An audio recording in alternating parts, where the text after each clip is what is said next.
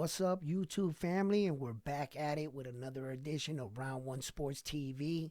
And more, so please join me. If you haven't already, subscribe to the channel. Remember to give the videos a like.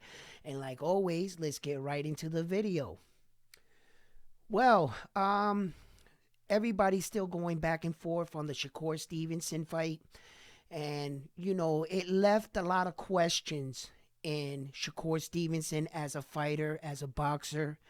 And a lot of times people can get captivated and, be a prisoner in the moment, whether it be in a good way or in a bad way as well. I believe Shakor Stevenson experienced something in the ring that he's never experienced, and this is probably the first time something like this has happened to the young man.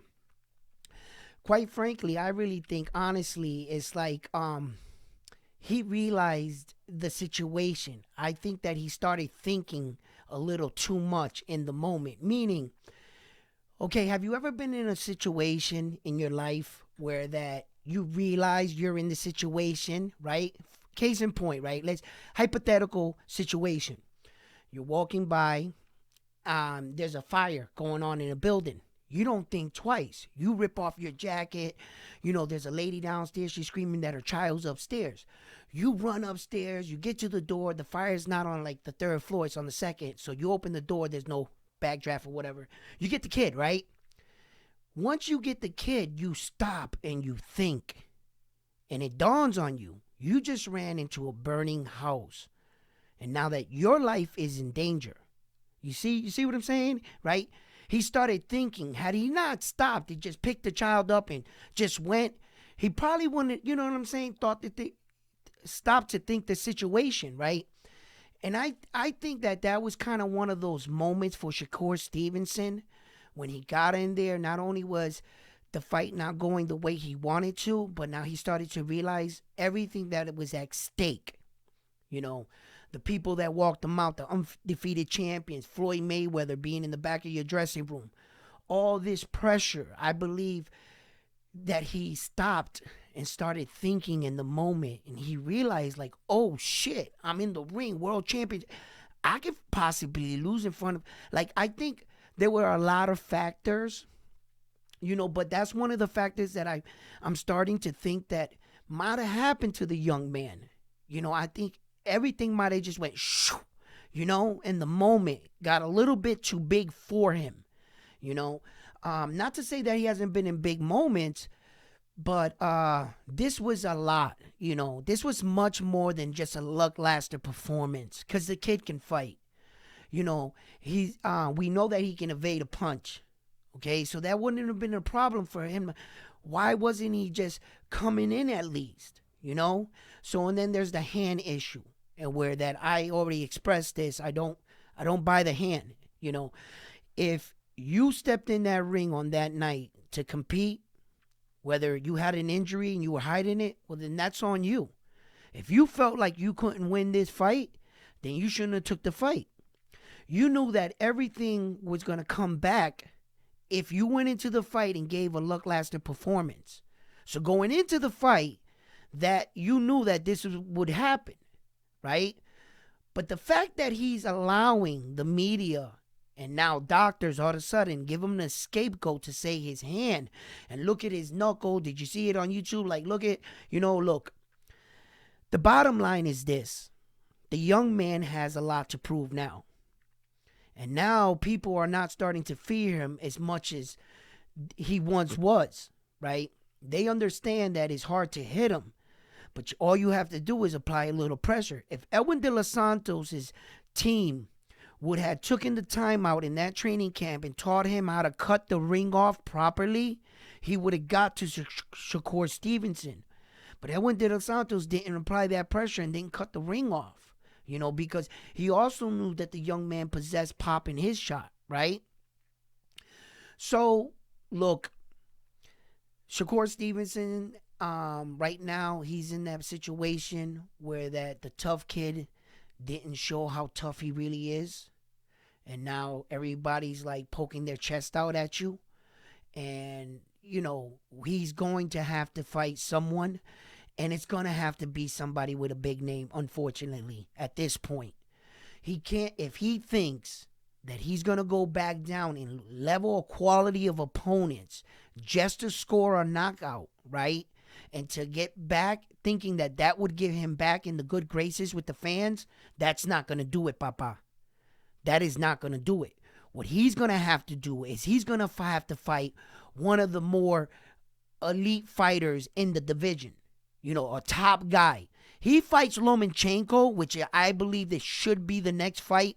Lomachenko, after that performance, is coming for that WBC world title. Lomachenko, I think his heart is not into boxing like it once was. I think personally that he's burnt out. He had an extensive amateur career where he didn't win not one but 2 gold medals. And mind you that the Olympics comes every 4 years.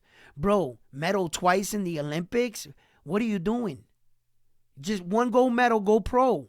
I said it, and I think that, I think he wants to, and seeing that his family and everything that's going on over there, I'm not going to get political, but, that you can take that into consideration. I don't know why he didn't fight for the WBC in the first place, but that's Lomachenko. I can't think for him. But I know what he will do. Lomachenko sees a fighter that he believes now has been overrated as Shakor Stevenson. He believes Shakor Stevenson is overrated right now, just like many people. They're like, wait a minute, maybe we were thinking that this kid was a little bit better than what we thought. You put him in with a guy a little bit more athletic. He didn't look that great. Was this, I believe there was just a lot of factors into this. What Shakor Stevenson's going to have to do right now is basically believe in his skills and his ability, and in the fight, be a way more aggressive.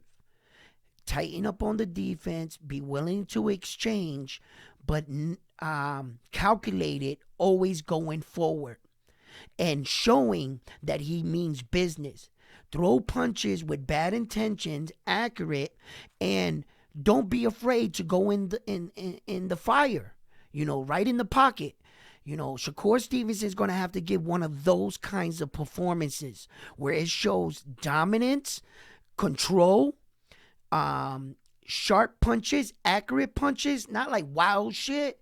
Also showing that his ring IQ that he has. So these are a lot of things I believe to put him in the category of the elites of the elite in the division at least. If you're going to be talked about as the 4 kings, 3 kings, whatever kings in the division, well, then you need to perform as a king. And that's what I believe he's going to have to do.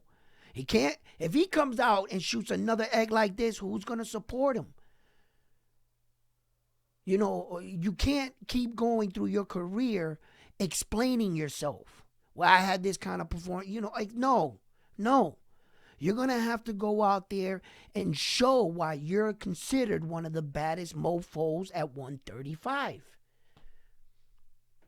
Tank Davis, you can say whatever you want about him, and I'm critical on Tank Davis. Let me tell you something right now. You know why? Because I expect a lot from Tank Davis. If I didn't have love for that man, bro, I wouldn't be critical on him. Maybe if I ever said something that would unite a fire under that man's ass, right? And get himself serious with boxing, bro, for that we can see and he can prove everyone what I've been saying all along.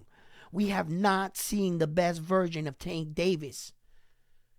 We have not. And I'll stand on that, man. Man, listen, I know it. We have not seen the best version of that man. And he hasn't had that kind of fight neither that has really, really tested his pedigree. Mario Barrios was winning that fight against Tank Davis, but you can look at Tank Davis's face that entire fight. He was in control. He had a plan. He knew it. He knew something in that fight that a lot of us didn't know. Floyd's panicking. He's like, on the unofficial scorecard, you're down. On the unofficial, like blah blah. Everybody's, and it was true. Mario Barrios was holding his own against Tank Davis, but Tank Davis, his facial expression, it looked like he knew something that nobody else knew, and he was keeping it to himself. That's what he looked like in the ring. He in that round he came out. Oh, it was just beautiful. It was just a setup punch from the beginning, and look, I just expect a lot from Tank, but you got look, Shakor Stevenson. This was a bad look, but like I always said, look, let's be honest. Have you ever been at your job? You can do this job, and you've been doing this job well. And sometimes, man, you just fuck up. You mess up, Or you ever done something in life that you wanted a second chance to prove yourself. Yo, don't hold me on this right here. Don't hold me on this one. Look, and when you're in a situation like that, sometimes you can overperform. You can go out on your next outing and overperform because you're overthinking everything. You're taking in all the noise. Shakor Stevenson, sometimes they'll mock him for hiding or whatever, but I think he should just cancel out all the noise, focus back into his training, go back to the drawing board just like he was honest in his assessment after the fight, and he should really apply himself. But he should get a coach that is a more offensive mind coach. He needs to get a coach that shows him, bro, we don't have to teach you how to evade punches. We don't got to work on your footwork. There's certain things you don't got to teach him. What you got to teach him is how to be more aggressive with the skills that he has. A more forward and dominant, like the Japanese superstar, Naoya Inoue. He has skills, and his entire fight plan is a forward pressure attack. He'll feel out his opponent. He'll test the waters, and if you're not doing anything, he's gonna make you open up. One way or another, he's coming after you. And the one thing he understands is how to cut the ring off and keep his opponent basically in front of him. And if you're going to roll like Paul Butler did all night, he's going to turn you into a human punching bag. Okay? So that's what Shakor Stevenson needs to adopt. That kind of mindset. That you are here to assist me on whooping your ass. That's boxing. I'm going to whoop your ass, and you're here to assist me. Period. So, look, I believe that the young man, he deserves a break. I'm not going to say we're going to give him a pass, right? We're going to put him on probation, you know what I'm saying, type shit, right? Let's support him. He's a good fighter. It's tough being, always compared to other fighters when other fighters are doing big things and stuff like that. And, us as media and fans, we kind of put our fighters to a level of expectation. Shakor Stevenson is not Superman, and he had a bad night. Let's just face it. It was a bad night for whatever reasons. And, he's not perfect. So do I give him a pass and a break on this one? Shakor, for me, and I believe I'm speaking for a lot of fans, bro, and whoever, if you don't feel this way, okay, but we gonna back you. We might not pay pay-per-view on your next one, so you better give it to us for free, right? All right? We gonna back you. You better prove yourself. That's all I'm saying. Look, are you not beating your chest saying you the best? You got to be the best. And if you're going to be one of the kings, you need to fight like one. So that's basically where Shakor Stevenson is right now. I tell you what, right now, I repeat this, and I'm going to say it again. If his next fighter is not a big fighter, big, has a big enough name to show that he is above that guy and that he is who he says he is. He has to do that. Can't be fighting another guy below Edwin De Los Santos. Bro, I wouldn't even watch it. Come on, man, let's be honest. He's got to fight Lomachenko, and I hope Lomachenko takes that fight. But it's up to Lomachenko also to take the fight, because now that I think of it, I'm like, shit, we're talking about Loma here. Kind of Loma. Listen, I be critical on Loma, right? But let me tell you something right now. As far as boxing skills, that man can fight. When he came up, the problem is he came up too late. He was too old, right? And I spoke about this. He's going to have the quickest rise and descent in like all of boxing. He's going to retire and like he won't even have 20 fights. It's crazy. So, yeah, I'm critical on Loma in a lot of ways, but I'm not critical, and I haven't ever said anything about his boxing skills. His boxing skills, his ability, his understanding of placement, timing, it's up there with the elite fighters. Make no mistake about that. They don't call him the Matrix for anything. He does move exceptionally well. But there's other boxers that move just as good, and they don't call them the Matrix. But the fact that, maybe it's his size and where he's from, and wow, he's separated himself from other boxers like over there and quickly got a name for himself. And all of a sudden we, in America, like we always do, we judge you harsh here. We judge you, we're like, yo, but Loma is a good boxer, and I believe that he would fare up well against young Shakor Stevenson. I don't think Shakor Stevenson, now looking at it, I don't think he's on the level of a Devin Haney.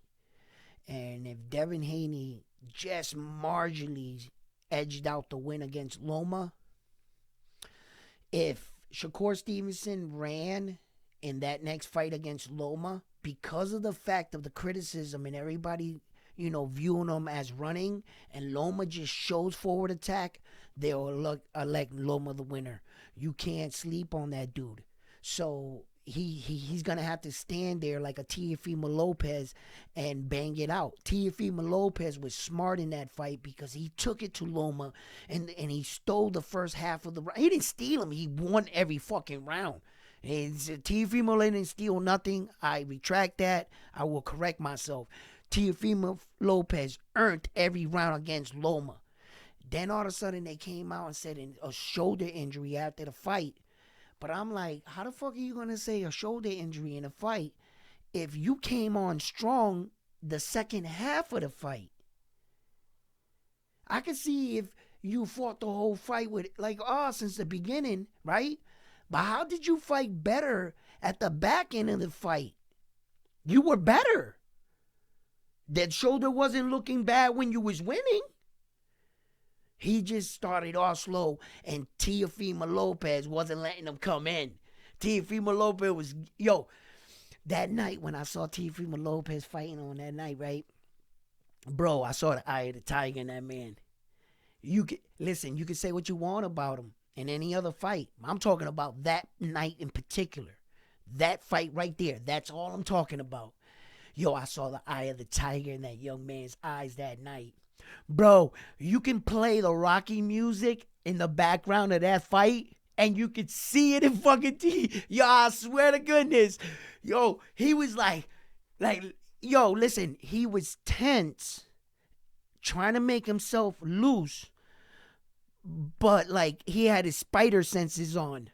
He was in that moment, he was I know you're gonna come with, and then in the 4th round, 5th round, he felt like Loma was trying to lull him to sleep.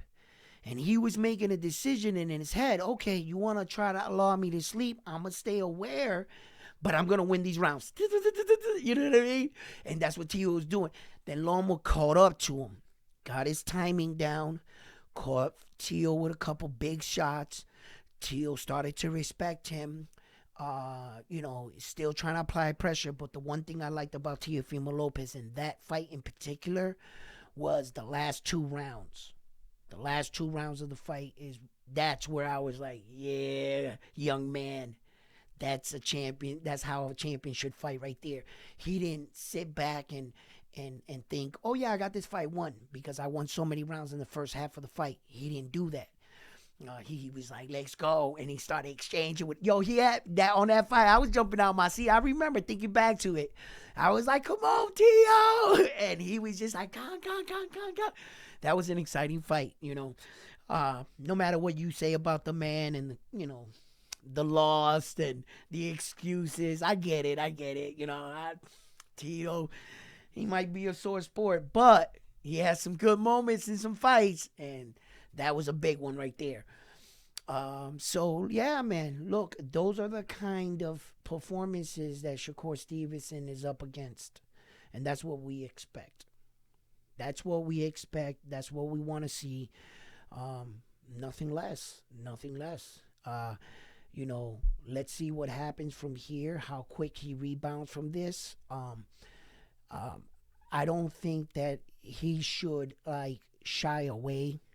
I think that within 8 months, 6 months, he should be back in the ring. You know, with a big name, in there. If Loma's ready, I would take that fight. Who else do you think he could fight? Would he fight? Shit, he could give Jamie Ortiz a shot. Loma's nemesis there. That would be a good fight. Jamie Ortiz versus Shakor Stevenson? Hell yeah. Give him his first title defense against Jamie Ortiz. Jamie Ortiz is just coming off a victory. Put him in with that kid. That's what I would do. Against Frank Martin now. He had a fight in the works with Frank Martin. I don't think that Frank Martin beat Rivera, right? And that was pretty good. So, that's another good fight right there. Who else is in the division that can really, besides Loma? Loma's the only one. He's got the biggest name out of all of them. And if Loma's not ready, I wouldn't sit around and wait for him, even though that's a big fight. But Shakor Stevenson doesn't have the luxury just to be sitting now off a lackluster performance. He's going to sit back and wait again. No, you don't want to do that. So you want to kind of get some of the top guys in there with you right away. He's not going to fight Tank Davis, although that would be the best thing than sliced bread. But Tank Davis's name, it doesn't even come into mind because Shakor Stevenson don't want that, bro. He ain't going Tank Davis. Give Tank Davis the opportunity to crack at that WBC. Oh my God, Tank Davis, Tank in 4. Tank, that way he would be a motivated Tank Davis. Ortiz, Rivera.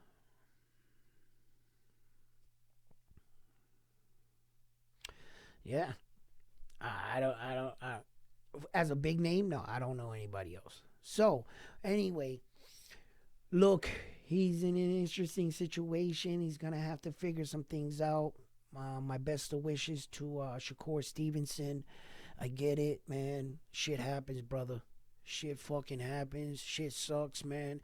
And when shit goes down like this, man, you just got to rebound. You just got to, dust yourself off. Get back in the gym, bro. And like I said, get with a more offensive coach. You already have all the skills in the world. Apply them. And apply them in a more aggressive manner where that, sometimes you're going to have to be in the pocket and give one to get one, type shit. But always intelligent on your approach and always intelligent with your defense, but not so passive when it comes to your offense. A more dominant, aggressive, and putting more oomph behind your punches and showing that you're the stalker going forward, applying forward pressure and really systematically or outpowering your next opponent. Either way, It has to be a dominance performance. If you went 12 rounds and you had the guy leaking everywhere and you were just beating him and he had a great jaw, we will take that. We'll take a knockout. We'll take it early. We'll take it late. It's got to be a knockout. I'm on to the next one. Peace.